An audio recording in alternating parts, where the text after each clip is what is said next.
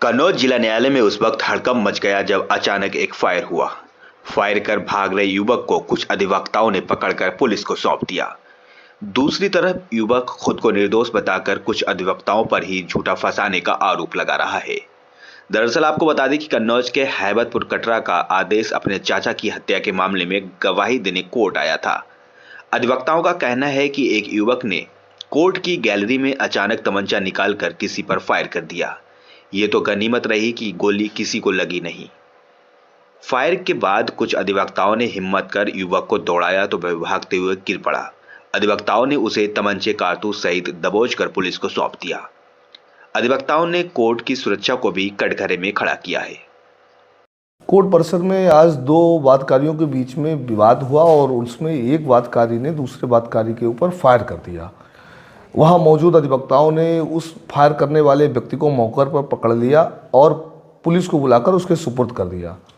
जैसा कि जानकारी आ रही है, जो जिसने फायर किया है ये बताया जा रहा वादी था और आरोपी के ऊपर फायर किया है, क्या पूरा मामला है? हाँ, ऐसा मेरे सुनने में और जानकारी में भी आया है। जिस व्यक्ति ने फायर किया है ये व्यक्ति वादी है और आरोपी जो व्यक्ति है उसके ऊपर फायर किया है।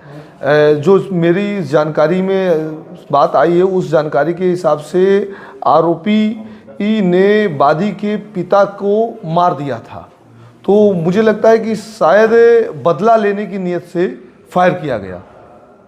फायर किसी को लगा है क्या? नहीं, फायर से कोई हताहत होने की कोई सूचना नहीं है और फायर किसी को नहीं लगा। सब लोग बाल बाल बच गए हैं, जबकि कैंपस में बहुत भीड़ भाड़ वाला इलाका है, बहुत भीड़ भाड़ रहती है। लेकिन हम लोग तो ईश्वर का शुक्रिया करेंगे किसी प्रकार से कोई व्यक्ति हताहत नहीं हुआ है। मौके पर तत्काल पुलिस प्रशासन ने आकर व्यवस्था को संभाला और मुलजिम को पकड़ कर ले गई है। मौके पे असलाह भी बरामद हुआ है। किस जगह पे घटना को अंजाम? ये कचहरी कैंपस अधिवक्ताओं का जो कैंपस है उसमें BC ब्लॉक C में ये घटना घटित हुई है, ब्लॉक C में अधिवक्ता चैम्बर में। वहीं पूरे मामले को पुलिस संदिग्ध मान रही है। SP अमित कुमार आनंद का कहना है कि फायरिंग के कोई सबूत नहीं मिले हैं। आरोप लगाने वाला भी गैंगस्टर और हत्या का आरोपी है। SP पूरे मामले की हर पहलू पर जांच कराने की बात कह रहे हैं।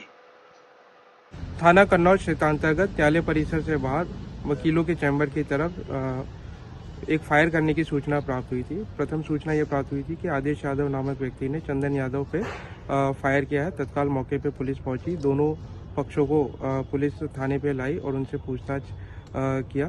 शुरुआती पूछताछ में अभी तक ये ज्ञात हुआ है कि आज आदेश यादव गैंगस्टर एक्ट के मुकदमे में गवाही देने आया था और इस गैंगस्टर एक्ट का जो अभियुक्त है चंदन यादव, इसने इस पे फायर करने का आरोप लगाया है।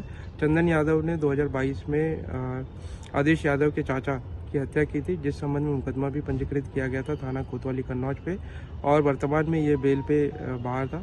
और आज इस फायर करने की सूचना जो गैंगस्टर और 302 का अपराधी है चंदन यादव, इसने आदेश यादव के विरुद्ध दी है। मौके पे पुलिस ने पहुंच के दोनों को थाने पे लाके पूछताछ किया। इसमें फील्ड यूनिट द्वारा भी घटनास्थल का निरीक्षण किया गया है। पुलिस द्वारा जो घटनास्थल का निरीक्षण किया गया उसमें कहीं पे भी फायर का निशान नहीं मिला है। जिस तमंचे से फायर करना बताया गया है वो भी पुलिस ने बरामद किया है।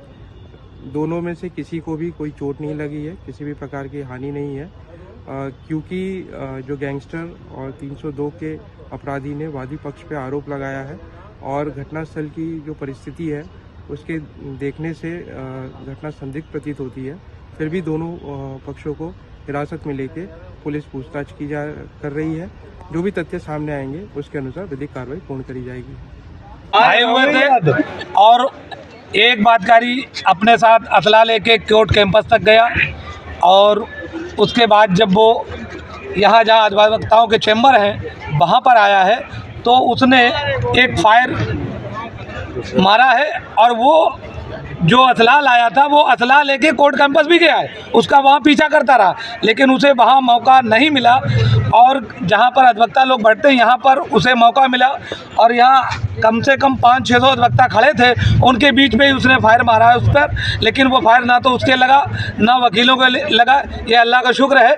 लेकिन ये घटना निंदनीय है।